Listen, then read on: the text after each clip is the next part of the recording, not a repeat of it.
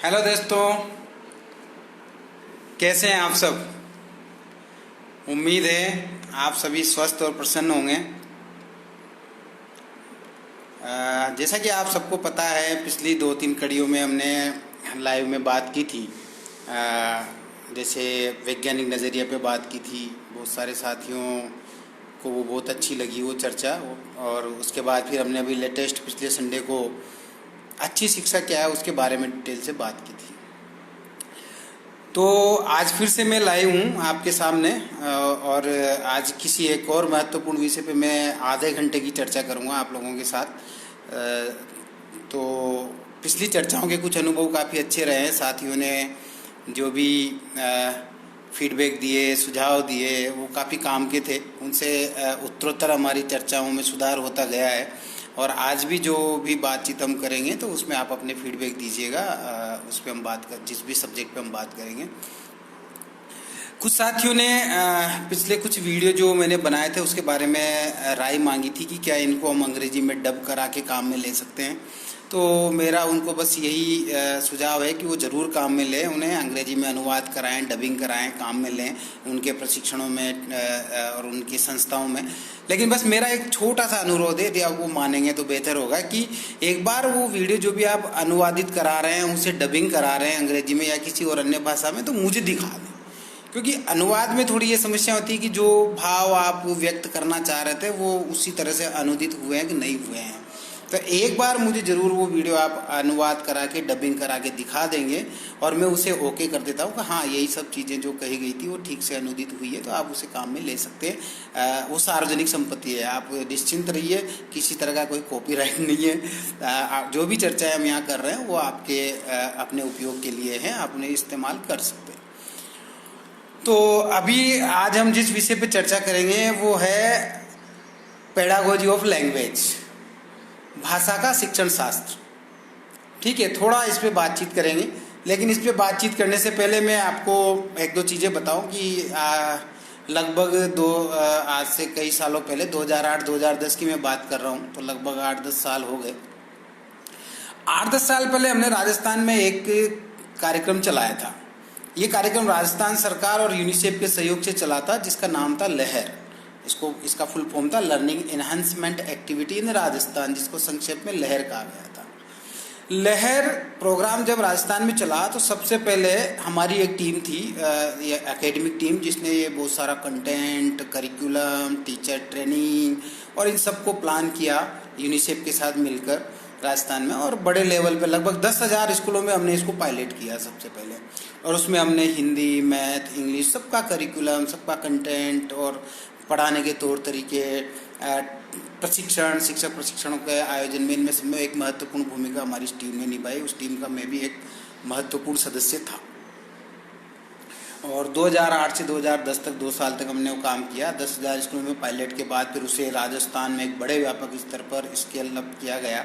बहुत सारे स्कूलों में उसे लागू किया गया। उससे पहले हम लोग एक ABL प्रोग्राम तमिलनाडु में चेन्नई में चलता था, तो वो भी हम ऑब्जर्व करें। मैं लगभग 15-20 शिक्षक राजस्थान के गवर्नमेंट टीचर्स को लेके गया था वहाँ पे चेन्नई में यूनिसेफ के सहयोग से, और वो वहाँ से बहुत सारी लर्निंग हम लेके आए थे, सीख के आए थे। तो आज जो मेरी चर्चा का विषय है वो यही है कि ये भाषा जो है उसको हम देखते कैसे हैं, किस नज़रिए से देखते हैं। हम लोग जब बच्चों को भाषा पढ़ाते हैं, स्कूल में भाषा शिक्षण करवाते हैं, तो हमें क्या चीज़ों का ध्यान रखना चाहिए। ठीक है, तो उस पर मेरी आज की चर्चा रहेगी, उसमें मैं फोकस करूँगा। काफ़ी सारी चीज़ें हैं, उनको हम थोड़ा सा बिंदुओं में बांट लेते हैं, बिंदुवार हम उन पर बात करेंगे। तो पहला बिंदु भाषा क्या है, उसके बारे में हम लोग बात करेंगे।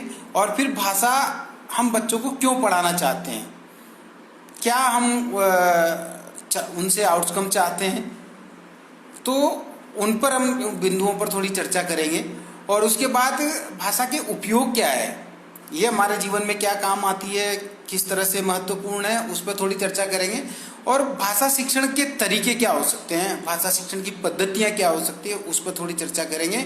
और अंत में भाषा और लिपि, इन 2 बिंदुओं पर बात करेंगे। और समय मिला 30 मिनट के अंदर तो हम थोड़ा सा भाषा और बोली पर भी बातचीत चर्चा करेंगे अपनी। ठीक है, तो आप बने रहिए इस चर्चा में, आपके सहयोग की मुझे ज़रूरत है।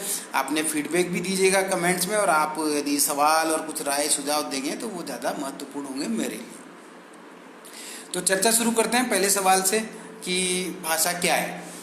तो आप सभी ये चीज़ जानते हैं कि जब भी हम शिक्षक प्रशिक्षणों का मेरा बहुत लंबा अनुभव रहा है, तो शिक्षक प्रशिक्षणों में या साथियों से जब भी आप ये सवाल करते हैं कि व्हाट इज़ लैंग्वेज, भाषा क्या है, तो क्या जवाब आते हैं, किस तरह के जवाब आते हैं। वो जवाबों को थोड़ा सा विश्लेषित करने की कोशिश करते हैं। अमूमन मैं जब भी टीचर ट्रेनिंग में हमारे टीचर से संवाद करता हूँ तो मैं ये सवाल करता हूँ कि भाषा क्या है, तो पहला जवाब आता है अभिव्यक्ति का माध्यम। भाषा अभिव्यक्ति का माध्यम है। इसके अलावा फिर वो लिस्ट एक बनती चली जाती है, सोचने विचारने में हमारे काम आती है, तमाम तरह के ऐसे आप खूब सारे जवाब आएंगे निकल करके, तो वो आप उनको सूचीबद्ध कर लेते हैं। लेकिन सवाल वहीं का वहीं है। जब आप ये पूछते हैं कि भाषा क्या है, तो जो जवाब आए हुए होते हैं वो जवाब एक्चुअली किसी और सवाल के आए हुए होते हैं। और वो सवाल क्या है कि भाषा के उपयोग क्या है। तो लिखने के काम आती है, अभिव्यक्ति के काम आती है, तो उपयोग है ना। आप भाषा की बात कर रहे हैं, भाषा के स्ट्रक्चर की बात कर रहे हैं, उसकी संरचना की बात कर रहे हैं, तो संरचना वो स्ट्रक्चर के बारे में कोई भी व्यक्ति आपको ठीक से जवाब नहीं दे रहा होता है। इसका कारण क्या है? इसका कारण क्या है कि उस स्ट्रक्चर पर हमारी खुद की अंडरस्टैंडिंग नहीं होती है, हमारी खुद की समझ नहीं होती है। तो जो भाषा है उसकी संरचना को एक बार थोड़ा हम समझ लें तो फिर उसके उपयोग के बारे में बात करना बहुत आसानी होती है। तो जो आप कह रहे हैं अभिव्यक्ति का माध्यम है, अपनी बात कहने का माध्यम है, लिखने का माध्यम है, मौखिक लिखित तमाम चीज़ें, तो इस पर हम थोड़ी और आगे चर्चा करेंगे। लेकिन पहले हम एक बार ये चीज़ समझ लें कि भाषा होती क्या है। जब आप इसे एक बार समझ लेंगे तो बाकी बिंदुओं पर बात करना बहुत आसान होगा। तो हम अब यहाँ सवाल यहाँ से शुरू करते हैं कि हम ऐसा क्या करें कि हमारे जो बच्चे वो स्वतंत्र पाठक बने, चिंतक बने, सृजनशील बने, लेखक बने, कवि बने, कहानीकार बने, नाटककार बने और भाषा वैज्ञानिक बने, निबंधकार बने। तो उनके साथ ऐसा क्या किया जाए भाषा में तो उनमें जो है अभिव्यक्ति की क्षमता का विकास हो, कल्पना का विकास हो, संवेदना का विकास हो, चिंतन का विकास हो, सृजन का विकास हो, वो अपने अनुभवों को व्यक्त कर पाए ठीक से। ये सब के लिए बहुत जरूरी है भाषा के स्ट्रक्चर को समझना, ठीक है। और जो किस पद्धति से हम पढ़ाएंगे इस पे भी हम बाद में बात करेंगे। तो भाषा के स्ट्रक्चर को लेकर देखिए 2-3 चीजें। जब आप ये सवाल करते हैं कि भाषा क्या है, व्हाट इज लैंग्वेज, तो आपके दिमाग में जो उपयोग आते हैं वो सही जवाब नहीं है उसका। आप सही जवाब क्या होगा ये मैं बताता हूँ, एक उदाहरण देता हूँ। जैसे उदाहरण के लिए मैंने ये एक पेन लिया, ठीक है। अब मैं ये पूछूं आपसे कि ये पेन क्या है, अब आप ये कैसा भी लिखने के काम आता है, तो ये तो मेरे सवाल का जवाब नहीं हुआ। मैंने ये तो नहीं पूछा ये क्या काम आता है, उसके उपयोग नहीं पूछे ना, मैंने ये पूछा पेन क्या है। तो आपको इसी दायरे में जवाब देने होंगे। ऐसे ही भाषा क्या है, तो भाषा क्या है उसके जवाब भी आपको उस दायरे में देने होंगे, भाषा के उपयोग के बारे में। हम यहाँ पेन के उपयोग की बात नहीं कर रहे, पेन क्या है उदाहरण के स्वरूप। तो उसके अब आप इसका ये पेन क्या है तो आप इसके स्ट्रक्चर की बात करेंगे, इसकी संरचना की बात करेंगे, ये किन चीज़ों से मिलकर बना है उसकी बात करेंगे ना। ऐसी भाषा किन चीज़ों से मिलकर बनी है, उसकी संरचना क्या है, उसका स्ट्रक्चर क्या है, उसकी हम यहाँ पर बात करेंगे। तो थोड़ा सा इस चीज़ को समझने की कोशिश करते हैं कि भाषा क्या है। हमारे यहाँ एक डॉक्यूमेंट बहुत चर्चित रहा 2005 में जो बना, उसका नाम है एनसीएफ 2005। तो एनसीएफ 2005 जो है वो क्या कहता है भाषा के बारे में। ये एनसीईआरटी का डॉक्यूमेंट है और राष्ट्रीय स्तर पर जाना पहचाना और बहुत ही चर्चित दस्तावेज रहा है, नेशनल करिकुलम फ्रेमवर्क, जिसको हिंदी में कहते हैं राष्ट्रीय पाठ्यचर्या की रूपरेखा 2005। वहाँ से हम बात शुरू करते हैं। एनसीईआरटी भाषा के बारे में कहता है कि भाषा मूल रूप से मौखिक होती है, ठीक है। बहुत कमाल की और बहुत खूबसूरत बात उन्होंने कही है कि भाषा मूल रूप से मौखिक ही होती है, ठीक है। तो मौखिक होती है तो फिर इसमें क्या होगा, तो वो कहते हैं कि इसमें जो है कुछ ध्वनियाँ होती है, ये मुख और स्वर तंत्र में वायु के कंपन और अवरोध से उत्पन्न होती है। ठीक है, हमारा जो मुख है और हमारा जो स्वर तंत्र है उसमें वायु के कंपन और अवरोध से ये उत्पन्न होती है। जैसे अभी मैं बोल रहा हूँ तो जो ध्वनियाँ उत्पन्न हो रही हैं उनको आप समझ सकते हैं। ठीक है, इसमें नाक का भी कुछ योगदान होता है, जहाँ पर हम अनुस्वार अनुनासिक की बाक करते हैं। ठीक है, तो उसका भी कुछ योगदान होता है। बिल्कुल, आप जब बोलते हैं तो आपका नाक का भी इस्तेमाल होता है। स्वर तंत्र और हमारे मुख और हमारे जो वोकल कॉर्ड होते हैं उसके द्वारा ये ध्वनियाँ निकलती है। ठीक है, यहाँ तक तो आप मेरी बात से सहमत होंगे। और किसी भी भाषा में शब्द होते हैं, ठीक है, ये शब्द कुछ ध्वनि संकेतों से मिलके बनते हैं। जैसे हर भाषा में शब्द होते हैं तो ये शब्द किन से मिलके बनते हैं? ध्वनि संकेत होते हैं। ये ध्वनि संकेत जो है क्रमबद्ध रूप में होते हैं। ठीक है, इनकी एक व्यवस्था होती है और ये किसी अवधारणा से जुड़े होते हैं। शब्द वो तभी कहा जाएगा जब वो किसी अवधारणा से जुड़ा हुआ हो। जो निरर्थक शब्द होते हैं उनका कोई मायने नहीं होता, कोई मतलब नहीं होता। सार्थक जो शब्द है वो किसी अवधारणा से जुड़े तभी आप उसे शब्द कहेंगे। ठीक है, तो अभी आपने देखा कि भाषा मूल रूप से मौखिक होती है तो निश्चित रूप से उसमें ध्वनियाँ होंगी। तो वो ध्वनियों के बारे में हम थोड़ा सा बात करते हैं। ये ध्वनियाँ क्या है, तो इसका मैं आपको एक दो उदाहरण से स्पष्ट करूंगा तो थोड़ी बात समझ में आएगी। हम पहले जैसे अंग्रेजी भाषा का एक उदाहरण लेते हैं। तो अंग्रेजी में कितनी ध्वनियाँ हैं? 26 ना, 26 लेटर जिनको आप बोलते हैं वो ध्वनियाँ ए बी सी डी, जिनको आप फोनेटिकली बोलते हैं आ बा का डा भी आप बोल सकते हैं, 26 है। ऐसे हिंदी में भी ध्वनियाँ हैं। हिंदी भाषा में कितनी ध्वनियाँ हैं? जो स्वर है, जो व्यंजन है, जिनको हम 52 मानते हैं, जो 11 मुख्य रूप से स्वर है और बाकी 33 व्यंजन है और बाकी जो 8 है वो अन्य स्वर जैसे संयुक्ताक्षर है, आयोग है, इस तरह के जो है। तो टोटल कुल मिला के हम 52 वर्ण मानते हैं। तो ये 52 ध्वनियाँ हैं हिंदी में। तो इन ध्वनियों से मिलकर के इन भाषाओं की संरचना बनती है। और वो कोई सी भी भाषा हो, दुनिया की सब भाषाओं की संरचना ध्वनियों से बनती है। और लेकिन खास बात क्या है कि ये जो ध्वनियाँ होती है ये क्या होती है? सीमित होती है। जैसे मैंने उदाहरण दिया, अंग्रेजी में 26 है, हिंदी में 52 इत्यादि जो है। तो अब इन ध्वनियों में खास चीज क्या है कि ये ध्वनियाँ जो है असीमित अर्थ निर्माण का सामर्थ्य रखती है। असीमित, अंग्रेजी में भी, हिंदी में भी, या मारवाड़ी में भी, या अन्य किसी भी भाषा में, हाड़ौती में भी आप ले लीजिए, किसी भी भाषा में ले लीजिए, इनमें असीमित अर्थ निर्माण का सामर्थ्य होता है। आप ध्वनियों की मदद से बहुत सारे वाक्य बना सकते हैं, बहुत सारे संदर्भ बना सकते हैं, बहुत सारे लेख आलेख लिख सकते हैं। तो ये एक स्ट्रक्चर जो आपको समझ में आ रहा होगा, जो मैं बात बता रहा हूँ कि भाषा का स्ट्रक्चर क्या होता है। आप देखिए, पहली चीज हमने कहा कि भाषा मूल रूप से मौखिक होती है, उसमें ध्वनियाँ होती है और ये ध्वनियाँ क्या होती है? सीमित होती है। तो सीमित ध्वनियों से असीमित अर्थ निर्माण का किया जा सकता है, उनमें सामर्थ्य होता है। ठीक है, और ये ध्वनि प्रतीकों का एक व्यवस्थित और क्रमिक संयोजन होता है, जिसको हम क्या कहते हैं? शब्द कहते हैं। और ये शब्द किसी न किसी अवधारणा से जुड़े हुए होते हैं। जैसे मान लीजिए आप कहते हैं गिलास, तो गिलास क्या है?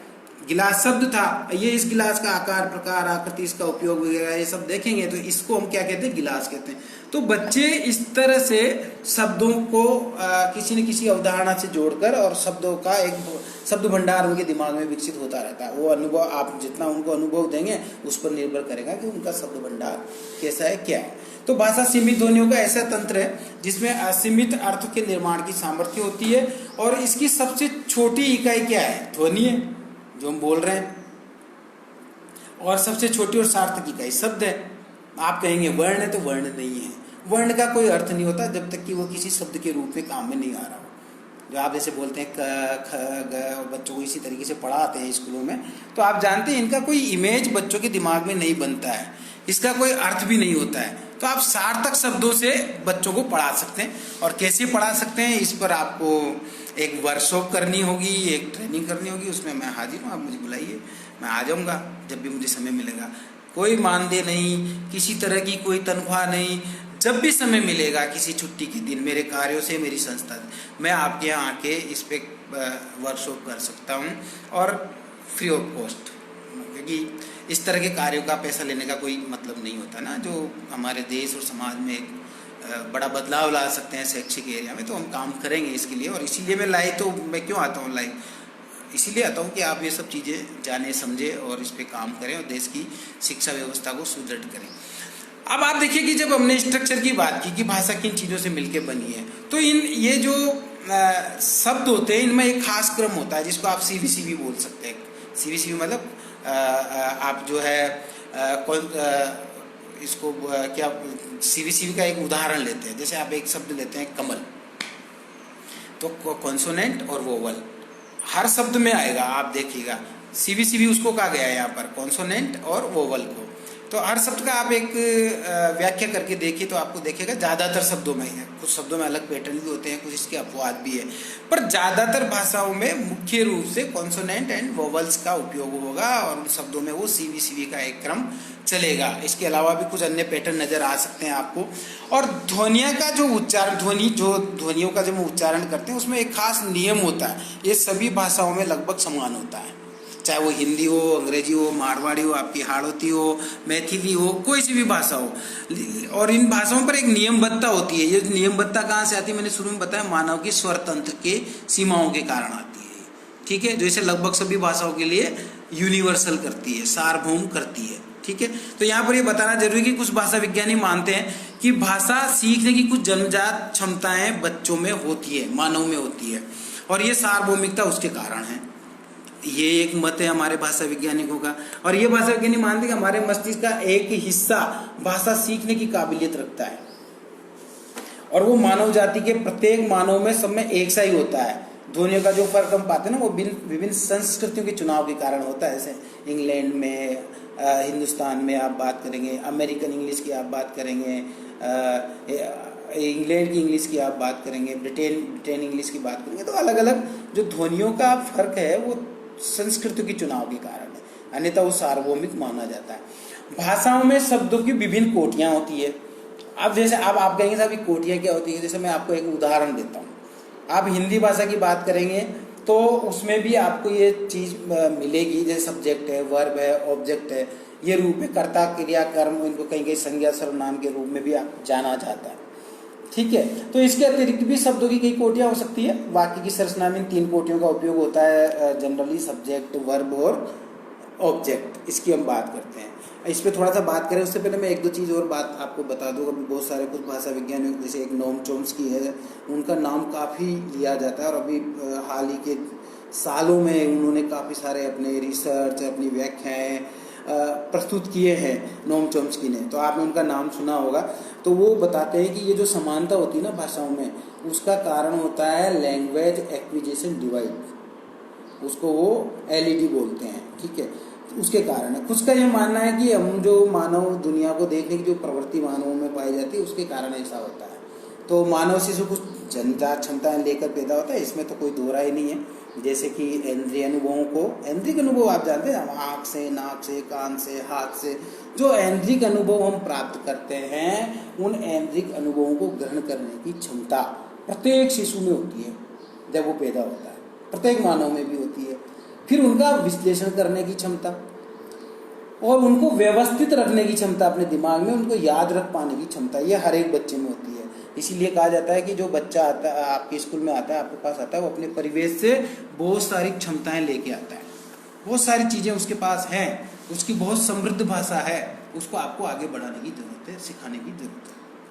ठीक है, तो यहाँ ये जो सारी चर्चा का मेरा मकसद था आपको ये बताना कि भाषा की संरचना क्या है। आगे से कोई भी व्यक्ति आपसे ये सवाल करे कि भाषा क्या होती है, तो आप उसके स्ट्रक्चर के बारे में जवाब देंगे, ना कि उसके उपयोग के बारे में, कि वो अभिव्यक्ति का माध्यम है, बोलने के काम आती है, सोचने का इत्यादि इत्यादि। ये है, इन पे हम आगे बात करेंगे। आप ये जवाब देते हैं सही है, लेकिन एक सवाल के जवाब है भाषा के उपयोग के बारे में, भाषा की स्ट्रक्चर के बारे में, संरचना के बारे में नहीं है। ठीक है, तो ये क्लियर है। जब भी हम पूछे भाषा क्या होती है, तो आप उसकी संरचना के बारे में बताएंगे। ठीक है दोस्तों, बहुत सारे साथी अभी लाइव है, तो मैं आप लोगों से अभी थोड़ी देर में बात करूंगा। आदरणीय हमारे गुरुजी बद्रीलाल जी मेहरा जी, सर प्रणाम आपको। ये भाषा के बहुत बड़े विद्वान हैं और बहुत अच्छे कवि है, और मेरी बातचीत को सुन रहे हैं तो मुझे बहुत अच्छा लग रहा है कि हमारे गुरु हमारे शिष्यों को सुन रहे हैं, तो इससे बड़ी क्या बात हो सकती है, हमारे लिए बड़ी गर्व की बात है। प्रणाम सर।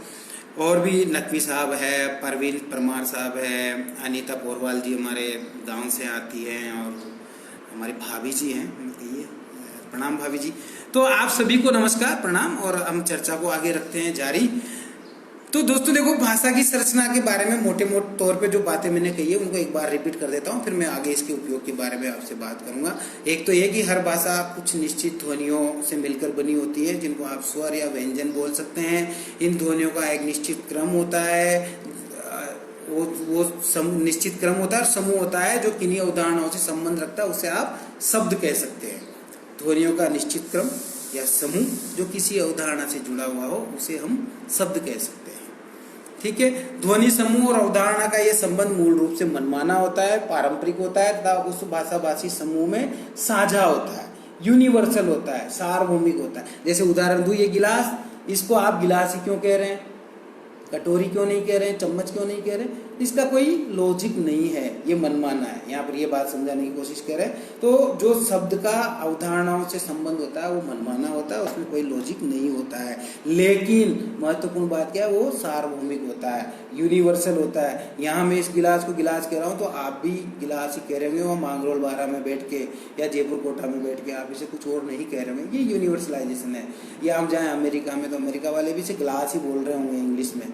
ठीक है। तो ये एक यूनिवर्सल या सार्वभौमिकता हमारे इन भाषा में होती है, जिसकी वजह से वो पूरे वर्ल्ड में, पूरे देश में एक ही तरीके से उनका उच्चारण और उनका वो शब्दों का अवधारणा को माना जाता है, उनको समझा जाता है।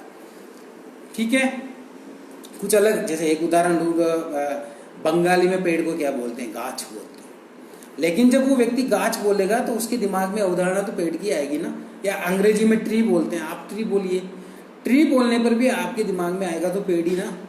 मेरा लैपटॉप तो नहीं आएगा ना, एक गिलास तो नहीं आएगा ना। या मैं हिंदी में बोलूँ पेड़, या हमारे मारवाड़ी में या राजा उसे बोले रूखड़ो, तो ये शब्द जो है इनसे ये सार्वभौमिक होते हैं। इनके बोलने से आपके दिमाग में जो पिक्चर बनती है, जो इमेज बनती है, वो एक ही बनेगी, वो अलग अलग नहीं बनेगी। इसको कहते हैं सार्वभौमिकता, यूनिवर्सल। हर भाषा की ध्वनियों से लेकर वाक्यम अनुच्छेद के स्तर तक संरचना के उपयोग के नियम होते हैं। इन नियमों को हम क्या कहते हैं, व्याकरण कहते हैं। ठीक है। तो व्याकरण के नियम होते हैं, वो आपको उस भाषा के संश्लेषण विश्लेषण करने से पता चलता है। और ये कुछ नियम होते हैं, सभी भाषा में समान रूप से एक जैसे हो सकते हैं, तो कुछ नियम उस विशेष भाषा भाषी समूह में समान और साझा भी हो सकते हैं, अलग भी हो सकते हैं। ठीक है। इसी प्रकार भाषा सीमित ध्वनियों के प्रतीकों की एक व्यवस्थित तंत्र है, जिसमें असीमित अर्थ निर्माण की संभावना होती है। और एक महत्वपूर्ण बात मैं यहाँ पर आपको बोल रहा हूँ कि किसी अकेले व्यक्ति की भाषा नहीं हो सकती, ये बहुत महत्वपूर्ण बात है। तो भाषा किसमें पनपती है, समाज में पनपती है। हम समाज में रहते हैं, समाज में विकसित होती है, अकेले व्यक्ति की भाषा नहीं हो सकती है। ठीक है। इसको हम ध्यान रखेंगे। तो अभी तक हमने जो भाषा के बारे में बात की, उसको यहाँ पर हम थोड़ा सा विराम देते हैं। इसके बाद अगले मुद्दे पे चलते हैं, भाषा शिक्षण बच्चों को क्यों जरूरी है, क्यों कराना चाहते हैं। इस पर मैं 2-3 मिनट बात लेके फिर आगे बढ़ता हूँ, क्योंकि अपने पास समय कम है। आज मैंने समय तय किया है, मैं 30 मिनट से ज़्यादा बात नहीं करूँगा। ठीक है। तो भाषा शिक्षण क्यों कराना चाहते हैं, यानी भाषा शिक्षण के उद्देश्य क्या है। तो आप देखिए, आपके 4 रटे रटाए डायलॉग होते हैं। हर ट्रेनिंग में हमारे टीचर्स हमें बताते हैं, साहब सुनना, बोलना, पढ़ना, लिखना। ठीक है। सही है अपनी जगह पर, यही हम बच्चों में विकसित करना चाहते हैं। लेकिन ये अधूरी बात है। अधूरी बात क्यों है, मैं इसके बारे में अपने तर्क दूंगा। आप जानते हैं मैं कानून का विद्यार्थी हूँ, तर्क के बिना कोई बात नहीं करता हूँ, वैज्ञानिक तथ्यों के बिना कोई बात नहीं करता हूँ। ठीक है। तो इसे आप समझिएगा, और यदि आपको मेरी बात गलत लगे तो यहाँ कमेंट्स में बताइएगा। तो हम ये बात कर रहे हैं कि बच्चों को भाषा क्यों पढ़ाना चाहते हैं। अब आपने कहा सुनना, बोलना, पढ़ना, लिखना, ये 4 चीज़ें बताए, पर ये अधूरी क्यों हैं। इसमें आप एक हमारे बहुत बड़े भाषा शास्त्री हुए हैं, जिनका नाम मैं आपको लूँगा तो याद आएगा, ब्लूम होते। ठीक है। ब्लूम टेक्सोनोमी उनकी आई थी। ब्लूम टेक्सोनोमी में उन्होंने बहुत सारी चीज़ें बताई, जिसमें उन्होंने बताया कि भाई एक तो knowledge, comprehension, application, analysis, synthesis और इवेल्युएशन। तो ये जो उन्होंने 5-6 बिंदु बताए, इनके आधार पर बच्चा सीखता है। अब आप सिर्फ सुनना से तो काम नहीं करा सकते, कॉम्प्रिहेंशन भी होना चाहिए ना। तो आप सिर्फ पढ़ रहे हैं, लेकिन आपको पढ़ के समझना नहीं आता, तो वो पढ़ना नहीं कहलाएगा ना।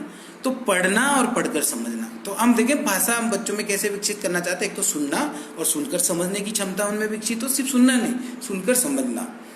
इसी तरह से पढ़ना और पढ़ करके समझना, इसी तरह से बोलना और बोल करके अभिव्यक्त करना। बोलना और बोलकर अभिव्यक्त करना एक बड़ा महत्वपूर्ण कौशल है, एक बहुत बड़ी क्षमता है जिसमें आप अपनी बात को ठीक से अभिव्यक्त कर पाएं। तो ये बच्चों में हम विकसित करना चाहते हैं।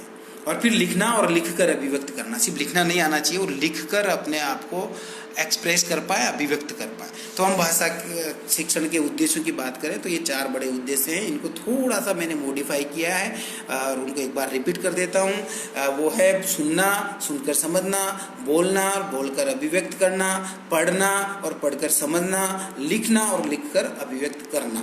ये होंगे। ठीक है, बात समझ में आई। अब हम अगले बिंदु पर चलते हैं। हमारा अगला बिंदु है भाषा के उपयोग।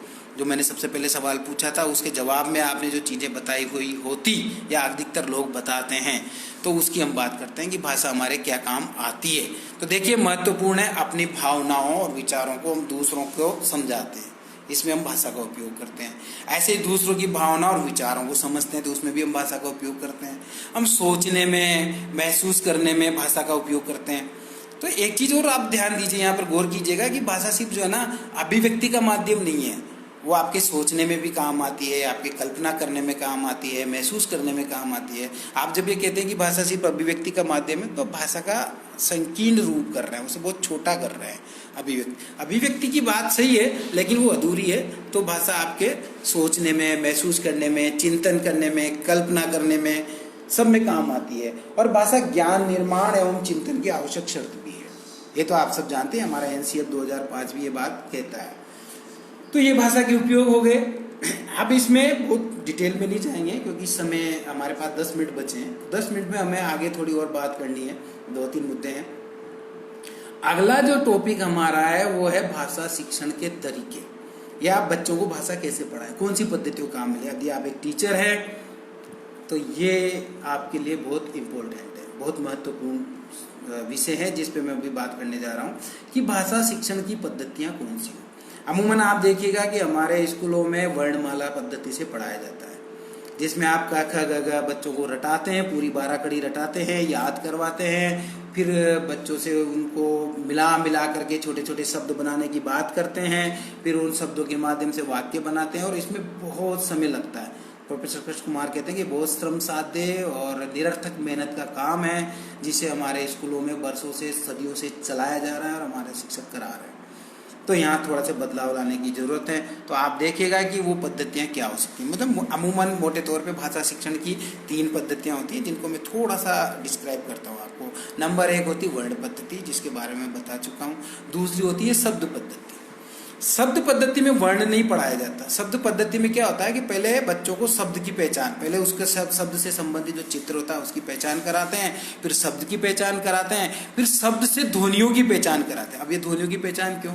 आप कहेंगे मैंने जो शुरू में बात की थी कि भाषा मूल रूप से मौखिक होती है और उसका निर्माण किससे बना होता है? ध्वनियों से। हर भाषा में ध्वनियाँ होती है, सीमित होती है, जिनमें असीमित अर्थ निर्माण का सामर्थ्य होता है। तो सबसे पहले उसी चीज को यहाँ लागू करते हुए शब्द की ध्वनियों की पहचान बच्चों को करवाई जानी चाहिए। प्रथम ध्वनि, अंतिम ध्वनि, मध्यम ध्वनि, जैसे भी आप तय करें। अमूमन तौर पर भाषा वैज्ञानिक कहते हैं 2 ध्वनियाँ पहचान करवाइए, प्रथम ध्वनि, अंतिम ध्वनि। और यदि आपके बच्चे अंतिम ध्वनि पे भी थोड़ा अभी आप स्थगित कर सकते हैं तो सिर्फ प्रथम ध्वनि की पहचान कराइए, फिर उनसे उन वर्णों की पहचान कराइए। उदाहरण के लिए आपने पढ़ा है मटका, तो मटका में सबसे पहले क्या बोला जाता है? म। तो म क्या होता है? वो म को आप लिख दीजिए बोर्ड पर, बच्चों को आइडेंटिफाई कराइए म। और म से और क्या क्या शब्द हो सकता है? मछली हो सकती है, मक्का हो सकता है, ऐसे बहुत सारे शब्द भंडार बच्चों को पढ़ाकर। ये एक बड़ा एक अलग से काम है जिसमें पूरा कंटेंट, करिकुलम जो हम लोग बनाते हैं, तो उस पर कभी बात करेंगे विस्तार से। तो ये हो गए शब्द पद्धति। अब तीसरी और आखिरी जो पद्धति वो संदर्भ पद्धति है। ये सबसे महत्वपूर्ण है। आजकल सब देश इसका उपयोग कर रहे हैं और इसके माध्यम से पढ़ने पढ़ाने का, सिखाने का काम किया जा रहा है। संदर्भ पद्धति में क्या होता है? कुछ कहानियां बनाई गई हुई होती है, कुछ अनुच्छेद बनाए गए होते हैं, उन कहानियों को बच्चों को सुनाया जाता है, एक संदर्भ का निर्माण किया जाता है बच्चों के लिए, और फिर बच्चों उसी संदर्भ से, उन्हीं कहानियों से बातचीत करते हुए शब्द निकाले जाते हैं। फिर उन शब्दों को बोर्ड पे लिख के बच्चों को वही ध्वनियों की पहचान करवाई जाती है और ध्वनियों की पहचान के माध्यम से फिर वर्णों की पहचान करवाई जाती है। तो ये है संदर्भ पद्धति। आप ध्यान रखिएगा, ये सबसे महत्वपूर्ण पद्धति होती है, क्योंकि देखिए संदर्भ में सबसे ज़्यादा अर्थ निर्माण की संभावना होती है, फिर उससे कम होती है वाक्य में, फिर उससे कम होती है शब्द में, और सबसे कम होती है मतलब न के बराबर वर्ण में। ठीक है, तो आप जो है संदर्भ पद्धति का इस्तेमाल करिए। अभी हम लोग जहाँ काम कर रहे हैं हम शब्द पद्धति का इस्तेमाल कर रहे हैं और धीरे धीरे संदर्भ पद्धति की तरफ जाने की तरफ सोच रहे हैं, क्योंकि हमारे जो स्वयंसेवक गांव में काम करते हैं वो उनका अपना एक सीमा होती है सीखने समझने की, तो हम शब्द पद्धति का भी इस्तेमाल कर रहे हैं और आने वाले भविष्य में हम संदर्भ पद्धति पर काम करेंगे और उसके बारे में भी अपने जो अनुभव होंगे हमारे वो हम आपसे साझा करेंगे लाइव आके कभी। ठीक है, एक और चीज़ जो मैंने बताया कि भाषा एक सामाजिक चीज़ होती है, समाज में विकसित होती है। दूसरी एक महत्वपूर्ण चीज़ और मैं आपको बताऊं, भाषा का जुड़ाव व्यक्ति की अस्मिता से होता है, उसकी पहचान से होता है।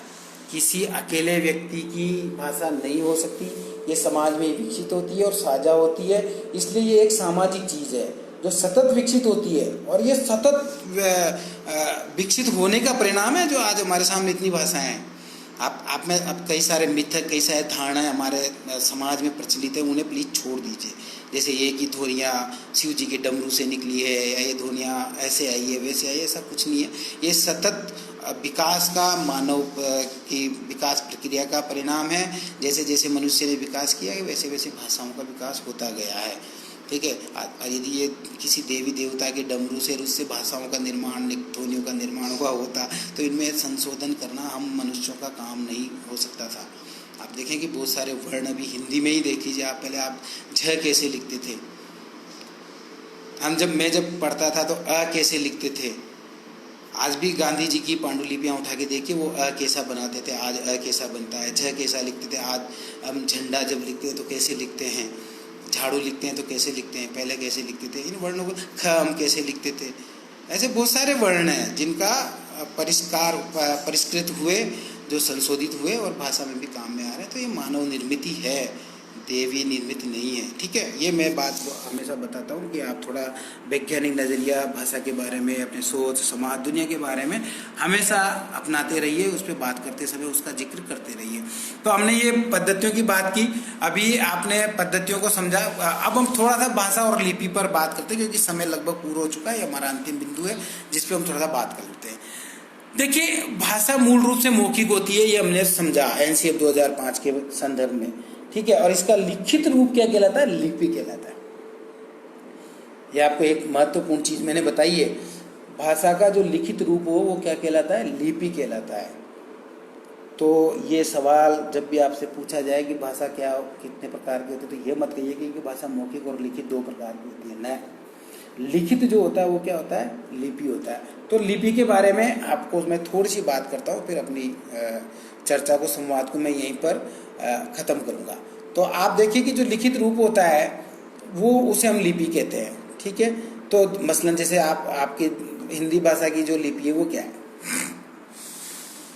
आप जानते हैं ना, हिंदी भाषा की लिपि देवनागरी लिपि है। ठीक है, ऐसे ही सब भाषाओं की लिपि होती है। बहुत सारी भाषाएं हमारे जैसे मराठी है, गुजराती है, इन सब की लिपि क्या है, देवनागरी है। ठीक है ना, और अंग्रेजी जो है उसकी लिपि क्या है, रोमन है, रोमन लिपि में लिखते हैं हम। तो जो भाषा है वो मुख्य रूप से मौखिक होती है, उसका लिखित रूप लिपि कहलाता है, और किसी भी भाषा को किसी भी लिपि में लिखा जा सकता है। नई बात गले उतर रही ना मेरी, ये आपको आश्चर्य हो रहा होगा, किसी भी भाषा में किसी भी लिपि में कैसे लिख सकते हैं। मैं बताता हूँ आपको, समझाता हूँ, इस पर बात करते हैं। तो देखिए, इस पे जो है ना, मैं आपको एक उदाहरण देता हूँ। तो ये उदाहरण आप देखेंगे यहाँ स्क्रीन पे, मैं आपको बताऊंगा। ये देखिए, हमने यहाँ कहा कि भाषा मूल रूप से मौखिक होती है तथा इसका लिखित रूप लिपि कहलाता है। तो अब कैसे होती है इसको देखते हैं। सैद्धांतिक रूप से कहा जा सकता है कि दुनिया की किसी भी भाषा को किसी भी लिपि में लिखा जा सकता है। जैसे ये देखिए, ये जो मैंने वाक्य लिखा, एक सेंटेंस आपको बताया, राम गोज टू स्कूल। ये सेंटेंस किस लैंग्वेज का है, अंग्रेजी का, राइट। अंग्रेजी का वाक्य है और अंग्रेजी के वाक्य को हमने किस लिपि में लिखा है, Ram goes to school, Devanagari लिपि, राइट। तो देवनागरी लिपि में मैंने अंग्रेजी के सेंटेंस को लिख दिया। मैं अभी यही तो बात मैं आपको बता रहा था कि किसी दुनिया की किसी भी भाषा को किसी भी लिपि में लिखा जा सकता है। अंग्रेजी की भाषा है, अंग्रेजी का वाक्य है, देवनागरी लिपि में मैंने लिख के बताया आपको, राम गोज टू स्कूल। ठीक है, इसे जब आप अंग्रेजी में लिखेंगे तो वो रोमन लिपि होगी। एक और उदाहरण आपको देता हूँ, ये देखिए, महनाज गाना गाती है। तो महनाज गाना गाती है वाक्य किस भाषा का है? हिंदी का। मैंने लिखा किस लिपि में? रोमन लिपि में। महनाज गाना गाती है। आजकल आप टेक्स्ट मैसेज करते हैं इसी लिपि का इस्तेमाल करते हैं, रोमन लिपि का, लेकिन आपके सेंटेंस सारे हिंदी के होते हैं। तो ये चीज एक बार फिर से यहाँ पर सिद्ध हो जाती है कि किसी भी भाषा को किसी भी लिपि में लिखा जा सकता है। समझ में आ रही होगी ये बात मेरी आपको? ये यदि कोई बात समझ में नहीं आ रही है तो आप मुझे मेल करके, व्हाट्सएप मैसेज करके या यहाँ फेसबुक कमेंट में पूछ सकते हैं। तो अभी हमने बात की 4-5 बिंदुओं पे, और अब मैं अपनी चर्चा को यहाँ विराम दूंगा। 5 मिनट अधिक हो गए हैं, 30 मिनट का मैं समय लेने आया था आपका। हमने सबसे पहले बात की भाषा क्या होती है, फिर हमने बात की कि भाषा शिक्षण के उद्देश्य क्या है, वो बच्चों को क्यों पढ़ाते हैं भाषा, फिर हमने बात की भाषा शिक्षण की पद्धतियाँ क्या होती है, और फिर हमने बात की कि भाषा और लिपि में क्या फ़र्क होता है। तो मेरे ख्याल से आपको ये चर्चा अच्छी लगी होगी। संक्षेप में मैंने बताया है, बहुत डिटेल से आप जानना चाहते हैं तो कभी मेरे से मिलिएगा, बातचीत करिएगा और संवाद हम कर सकते हैं इन मुद्दों पर। Thank you. अपना ध्यान रखिए, अपने साथियों का ध्यान रखिए, अपने परिवार का ध्यान रखिए, और अभी आजकल में जो लॉकडाउन 4 है उसकी गाइडलाइन आ जाएगी, उसका पालन करिए। नमस्कार, बाय बाय, टेक केयर।